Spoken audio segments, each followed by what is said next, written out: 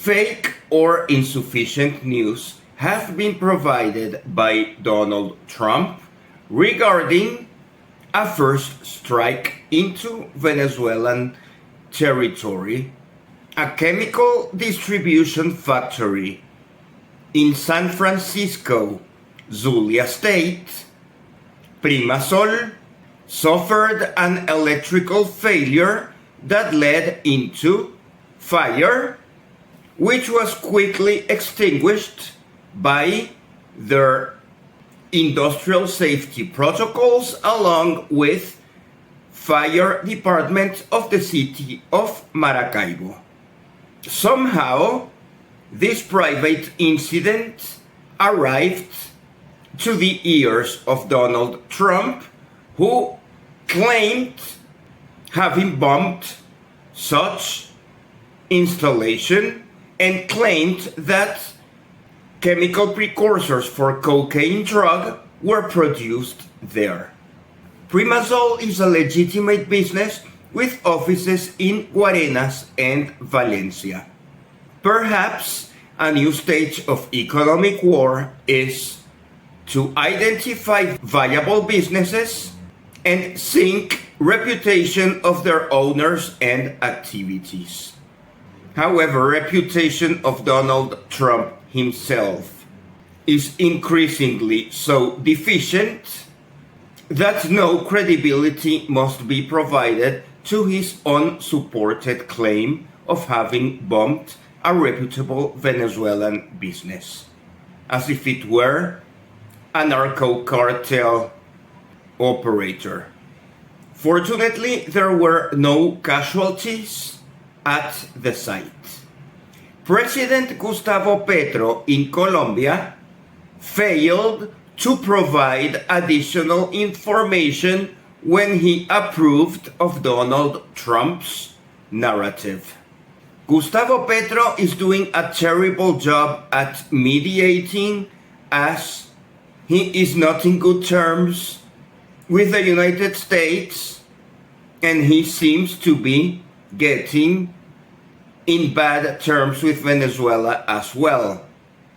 Donald Trump and Gustavo Petro are similar in their late night narratives on social media that generate anxious tension to the international community and most often do not lead to reasonable conclusions.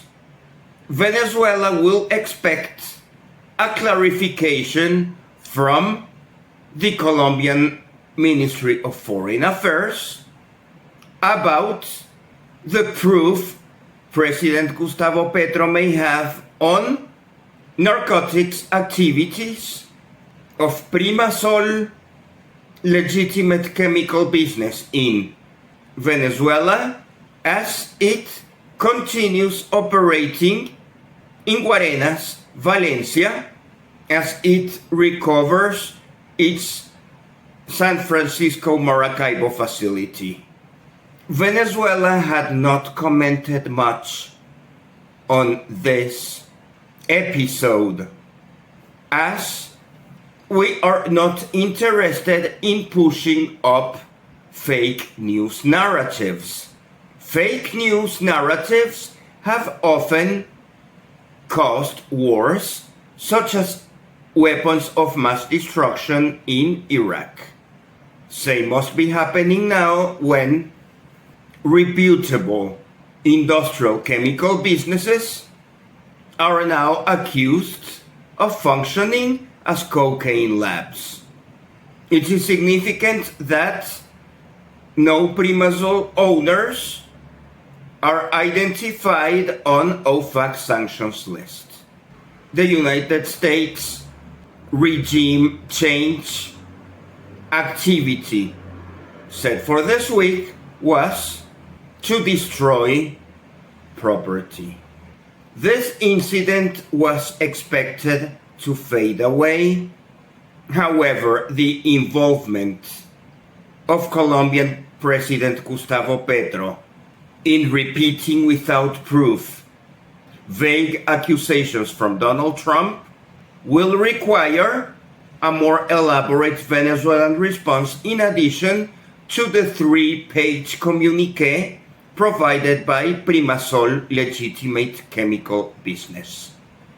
United States seems desperate in proposing some sort of influence worldwide, while other countries are increasingly relying on their own tools.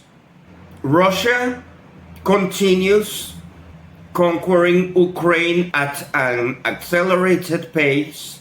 Iran is showing the weapons capability it might deploy whenever Israel chooses to attack. And China continues its preparations for recovery of its Taiwan province. Despite a United States national security document recently published, there is no incentive for other countries to trust or ally with United States, as American activities are increasingly seen as predatory for looting everyone else's resources and economics. As we close 2025 and enter 2026, international community seeks ways for growth and investment within their own economies and avoid relying on United States treasuries. This new year, 2026, is expected to let foreign holdings of U.S. treasuries expire to the amount of up to $6 trillion. As most countries are directly or indirectly affected by United States wars, sanctions, and threats, it is unlikely that massive repurchases of such debt will occur. And some calls for hyperinflation in the United States are becoming common. Venezuela's economy during 2025, according to CEPAL, grew a respectable 5%, well above other Latin American nations.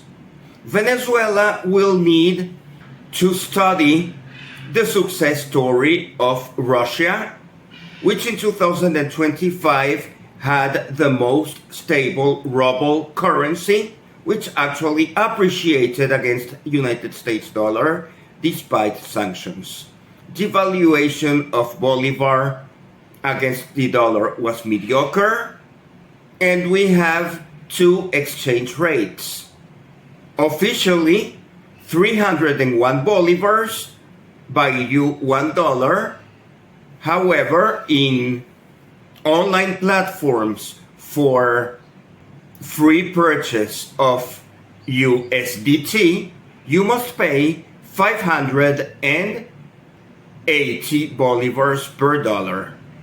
The free market rate is almost double than the official rate, which leads to massive arbitrage opportunities for those who have access to government-controlled foreign exchange transactions. It would be wonderful to exclusively be devoted to economic growth and development. However, constant United States aggression against Venezuela and constant threats of looting and bombardment against our country, which are considered death threats against our population, and piracy, looting, and destruction against private property of citizens of our country, as reflected on Donald Trump's claimed bombardment of Primazol chemical business, which remains unconfirmed, are distractions that we should conclusively fade away so that Venezuela can concentrate on its economic development. Russia has been able to conduct international trade in rubles, rupees, and yuan with little use of the United States dollar, and as a result, the ruble has appreciated. Venezuela has yet to follow that path.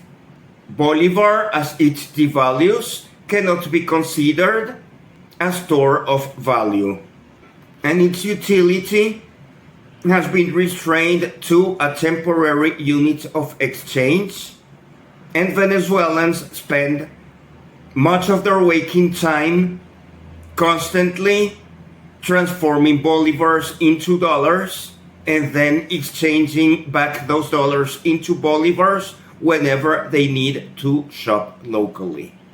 It will be urgent to solve this macroeconomic extreme regardless on political or war developments, as ordinary citizens often have failed to be participants of the 5% economic growth as advertised by CEPAL.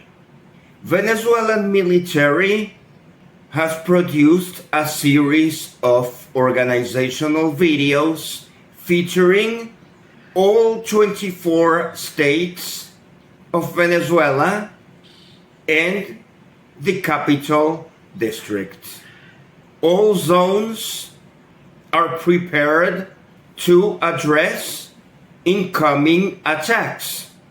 United States seems to prefer to randomly attack by air, preferably through fake news. It might be possible that the United States did not attack anything. However, they are distributing the narrative that the CIA, Central Intelligence Agency, actually provoked the fire on Primazol chemical factory. If such were the case, Venezuelan authorities have the obligation of imposing stiff prison penalties to Venezuelan traitors who have been involved in such terrorism. Venezuela's murder rate has declined constantly. Venezuela used to be a violent country. However, our current rate of murder per 100,000 population is becoming comparable to Canada's and other extremely peaceful countries. Rule of law in Venezuela is becoming more enforceable, which is causing a welcome decline in crime rates.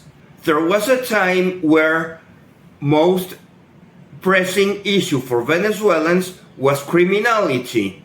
Right now, our main issue is inflation and unemployment. Perhaps Venezuela will need to expand the war economy, as we might expect Donald Trump's obsession for harassing Venezuela to continue during 2026, 2027, and 2028, and Venezuela will need to develop military-related industries for producing goods and services needed for our troops, including food security. Rural areas near Caracas have been especially targeted by President Maduro for new agro-industrial businesses. Venezuela has also issued a diplomatic note deploring United States arms sales into Taiwan. and reminding that there is only one China, this note should be seen as a confirmation that as China helps Venezuela, Venezuela will also help China. And Venezuela will also help Russia whenever we receive such a request. Iran, for its part, is believed to have already sent warships to protect Venezuelan petroleum tankers as we seek new ways to overcome the oppressive United States intended blockade against our legitimate petroleum export business. The president of Paraguay was recently asked about his foreign policy to Venezuela, and he expressed that he would see with great concern the militarization of the situation, and he hopes for a peaceful solution.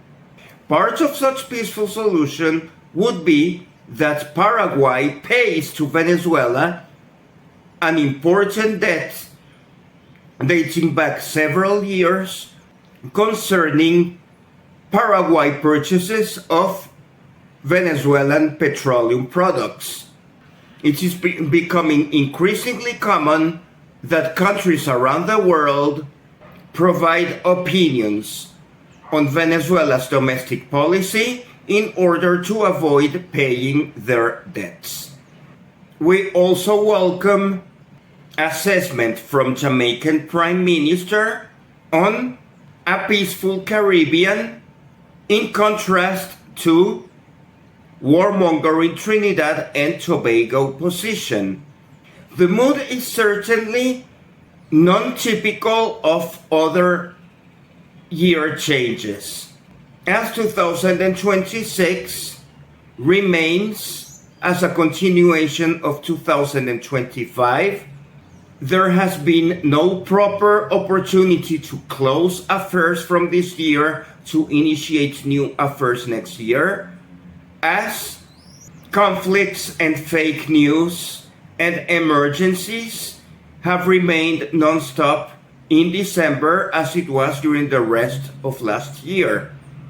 We sincerely hope that next year we will seek peaceful solutions or better fortification of Venezuela to continue resisting whatever aggression United States lunatic president chooses to inflict upon us.